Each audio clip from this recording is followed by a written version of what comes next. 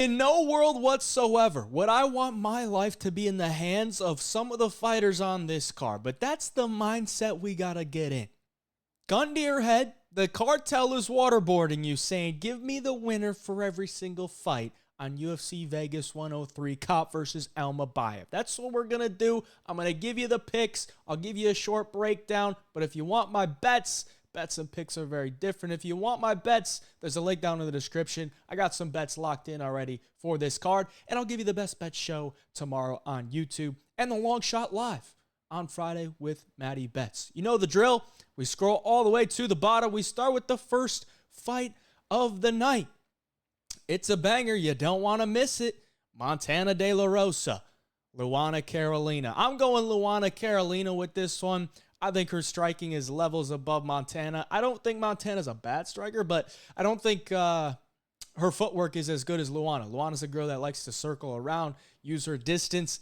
Sometimes she can fight with her back up against the cage, which is a little bit worrying considering Montana might be looking for some takedowns, but I don't think Montana's takedown game is really all that good. I really don't. And honestly, she hasn't really been going to it that much. She kind of fell in love with her striking, which is disgusting, honestly. Like, we shouldn't be falling in love with our striking if you're a low-level women's MMA fighter. Montana's got a lot of experience, but Luana is on a 3-fight win streak. I think she carries in the momentum, chips her way around the octagon to win a decision. So I'll take Luana Carolina for the official pick. Charles Johnson, Ramos Temirov. Absolute disgrace that Charles Johnson's a ranked fighter, and he's on the prelims of an Apex card when we got the next fight, Andrade, JJ Aldrich. But either way, we're going to give you the pick here. I am going to take Charles Johnson in this one. And let me tell you why. All right, Ramos Temirov, very dangerous. We all know that. If you haven't watched any of his fights, they're fireworks. All right, short guy, very short. Honestly, looks like a midget out there sometimes, throwing the way that he does. But honestly, I think he could knock out Charles Johnson, but I got to trust the durability of Charles Johnson here. I mean, the guy has never been knocked out, never been finished, and I think he can win a 3-round decision. I think, his footwork from the outside is really solid. He's got to at least get some respect from Temirov early. I trust his cardio more than I do for Temirov. I don't know that Temirov is going to go in there and take down Charles Johnson. Maybe he mixes that in. But Charles Johnson's really only losing to guys that are looking to take him down. In a striking battle, I'll take Charles Johnson here to get it done. He's the ranked guy. Temirov's a guy, obviously, the UFC wants to kind of throw in there into the deep end. And Charles Johnson is a proven fighter. So I'm going to take the proven fighter here. If my life is on the line, if the cartel is making me give a pick, I'm going to take Charles Johnson. He'll be the official pick this week. I think he probably gets it done either by a late finish, probably not, but probably by a decision. Moving on. Andrade and JJ Aldrich. One of the fighters that I would never want my life to be in the hands of is both Andrade and JJ Aldrich. I could never trust either of these girls to win a fight, but when it comes down to it, Andrade, 5-fight losing streak. Could she break it? She very well could, because I don't think JJ Aldrich is all that good, and honestly, her winning margins just aren't very high. Like, she doesn't really pull away from her opponents very much, and I think it could come down to a greasy split decision. So I'm going to take Andrade. I'm just going to throw it on the dog. Why not?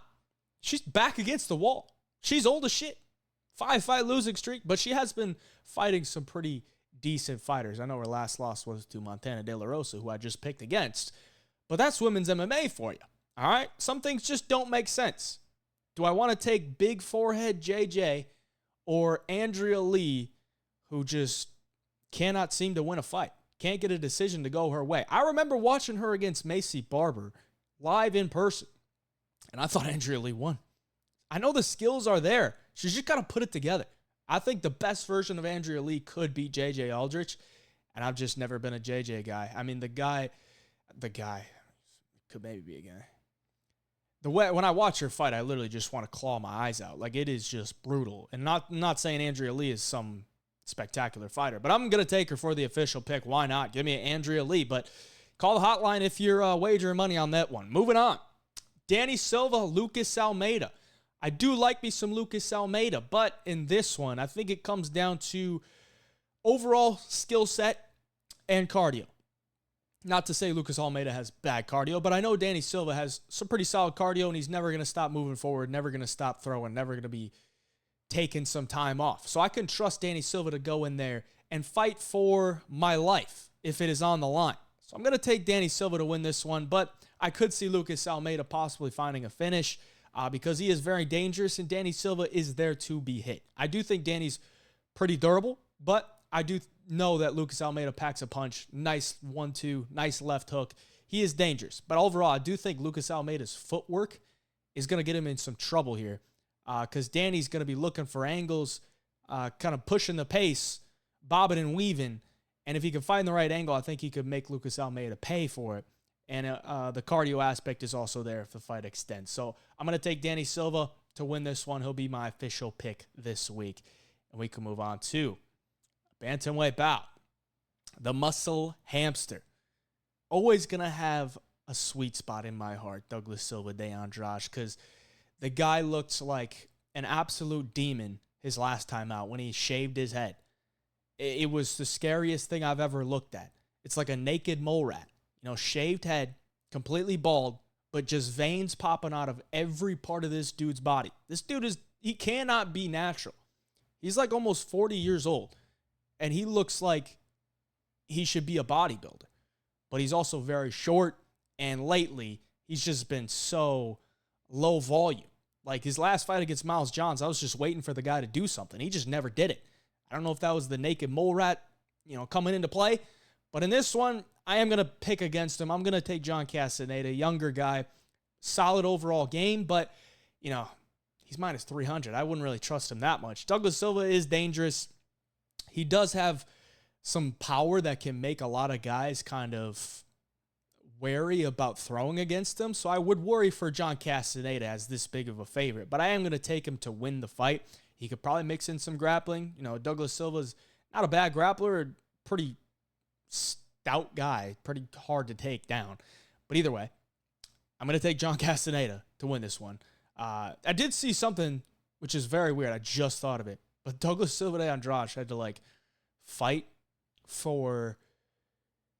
to pay for his grandma's health or something. Like his grandma was in a wheelchair or something. He needed to pay for the wheelchair. So it's part of me does think Douglas Silva de Andrade is still fighting just for the paychecks, and that kind of plays into why I'm going to take John Castaneda here. I'll take him for the official pick, but it's not a confident one, honestly. Moving on. Kape Mariscal taking on Ricardo Ramos. Chepe's going to be the pick here. Ricardo, still don't know how he beat Culibao, even though I had a bet on him. No idea how he managed to win that fight. But the reality of it is, he won the fight based off of grappling. Okay, because the stand-up was not looking good. Not looking good at all. His legs were getting chopped off, but he found a way to win the first and the third based off his grappling. Is that really going to play in to a fight with Kape Mariscal? No. You're not going to hold Kape down. You're probably not going to take his back. And if you can't submit Josh Culibao with a rear naked choke, can I believe that you're going to submit Kape Mariscal with a rear naked choke? Kape's ground game is a lot better than Josh Culibao's. And Kape is just an overall machine. It's going to keep moving forward, throw a ton of volume, throw a lot of takedowns, and just be in your face and wear you out. And I think Ricardo Ramos is not ready for that. So I will take Kape Mariscal to win this one. Ricardo Ramos training with the Fighting Nerds, whatever. All right, everybody that goes to the Fighting Nerds to think that they're going to pick up on something that works out for them, it doesn't happen, okay? The only true Fighting Nerds are the four: Kyle Bajalio, Hoofy, John Silva, and Carlos Prates. Outside of that, I don't give a fuck, man. I don't give a fuck if you went to train with the Fighting Nerds. Doesn't mean anything to me. Kape Mariscal is the official pick this week. I think he gets it done inside the distance. Moving on. Austin Lane or Mario Pinto. Pretty straightforward to me, man. I don't think Austin Lane is good at all. Mario Pinto is a young up-and-comer in the heavyweight division, and the UFC knows they need some up-and-coming talent in the heavyweight division. So they give him Austin Lane, and they're like, all right, if you can't beat Austin Lane, you probably don't belong in the UFC, or we can't believe in you to push you up the rankings. But I think he probably goes in there and handles business against Austin Lane, because Austin Lane, not a great striker, not even that good of a wrestler, not a good ground game. The only way he really wins fights is getting you down and hoping your ground game is just absolutely trash, like Rebellis to Spain. Even on the regional scene, he's taking down these guys and just TKOing them on the ground because they have absolutely no ground game. From what I've seen from Mario Pinto, he's got pretty solid takedown defense. His ground game is not terrible, and he's going to be the better striker here. A lot cleaner, nice jab, nice leg kicks. I think he gets this one done. Give me Mario Pinto for the official pick. To the main card, we got Danny Barlow, Sam Patterson. Interesting one, but I think it honestly could be one-way traffic. I think Danny Barlow KOs Sam Patterson in round 1. And I'm going to say that because Sam Patterson's striking is abysmal. Abysmal. Even the fights that he's won, his striking has not looked good. His striking against Johan Lioness, he was getting hit with some overhand rights. Kiefer Crosby was landing some shots on Sam Patterson. Now, he found his way to the ground. He submitted him. But you go back to the Yanal Ashmoose fight.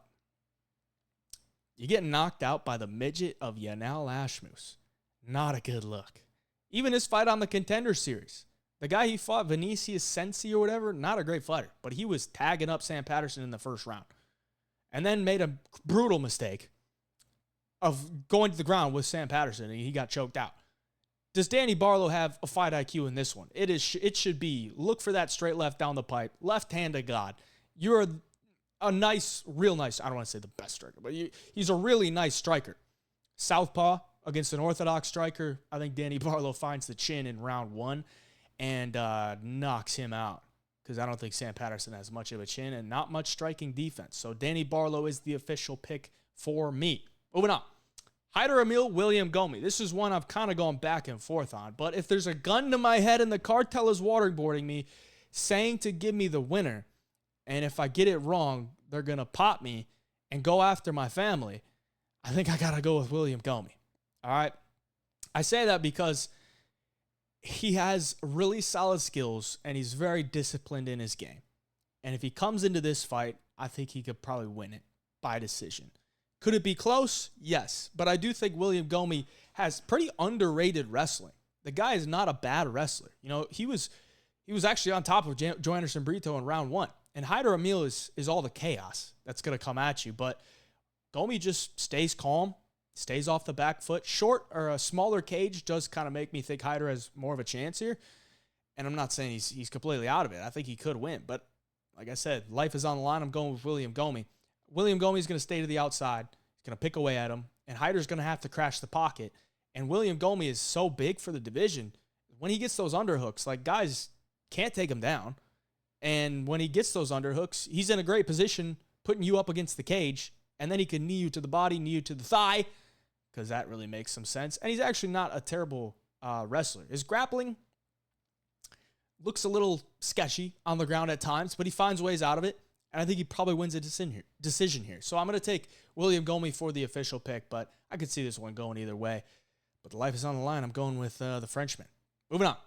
Nasrat taking on Esteban Ribovics. Nasrat going to make this competitive, but I think the overall aspect of this fight comes down to Ribovics' durability, his activity, his power, and his cardio. Really solid cardio. So if the fight extends, you know Ribovics is going to be there. Nasrat doesn't have bad cardio, but the pace that Ribovics pushes, he tends to outlast his opponents a little bit more. He's got nasty power, ton of volume, and he's super durable. So are you going to knock out Ribovics? Probably not, unless you just absolutely catch him with something he's not ready for. But even then, he could probably recover. Are you going to out-volume him? Probably not. Even though Nasrat has really good cardio, or really good volume, I don't think he's going to out-volume Ribovics. Are you going to be able to take all the shots? Like, Daniel Zellhuber is a durable dude. A real durable dude. Mexican chin, tall, long. He got cracked by Ribovics, and that fight could have been stopped many times.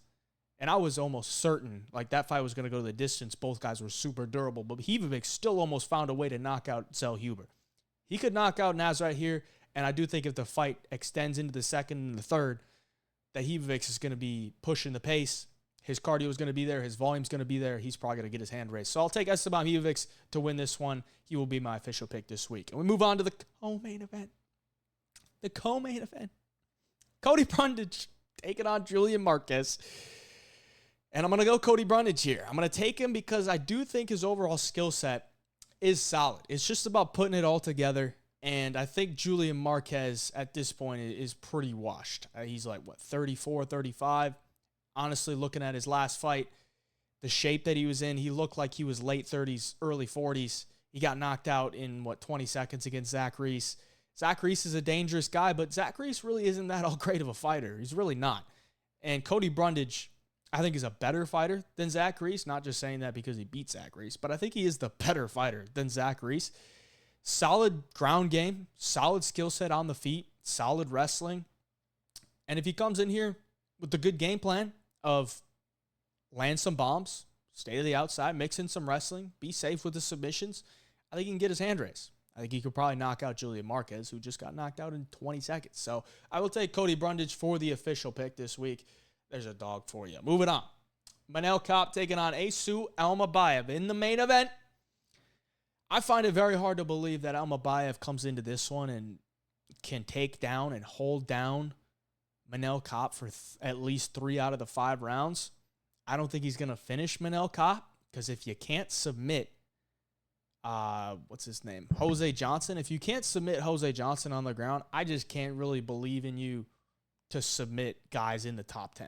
Because Jose Johnson's ground game, he makes a lot of mistakes. He makes a lot of mistakes, and he can be submitted. I just bet Felipe Bunes to beat Jose Johnson by submission at like plus 600. He got it done in the first round. So Almabayev, if you can't submit Jose Johnson, then we're going to have trouble submitting these guys in the top 10. So what does that mean? You got to hold them down for at least 3 out of the 5 rounds. Is that really a possibility with Manel Kape? I find it hard to believe. Is he going to outstrike Manel Kape? Nothing from what I've seen on tape from Almabayev makes me believe that he could compete with Manel Kape in the striking department. It all comes down to Manel Kape. Can Manel Kape be effective on the feet against Almabayev in this fight while being conscious of the takedown threat? Against Marquez, it wasn't really there, but he also broke his toe in round 2. Marquez didn't have really any grappling success in that fight other than a couple takedowns, but Manel was back up to his feet. So I think Manel wins the fight. I think he wins the fight. I think he probably gets it done by decision unless Almabayev's cardio just kind of drops off or he's just starting to fail a bunch of takedowns and Manel can make him pay for it. But I think Manel will be conscious of the takedown, but maybe have learned from the Marquez fight of just being a little bit more active, pumping the jab out there, hitting some leg kicks, and I think he wins the fight. So I'll take Manel Kape for the official pick in the main event. And that'll do it for the video. I appreciate you for watching. Hit the like button for me. Subscribe to the channel. As I mentioned at the beginning, I'll give you the best bet show tomorrow. Long shots only live show on Friday with Matty Betts. It's an interesting card, but it's a card nonetheless. Hey, Jai Picks. Till next time.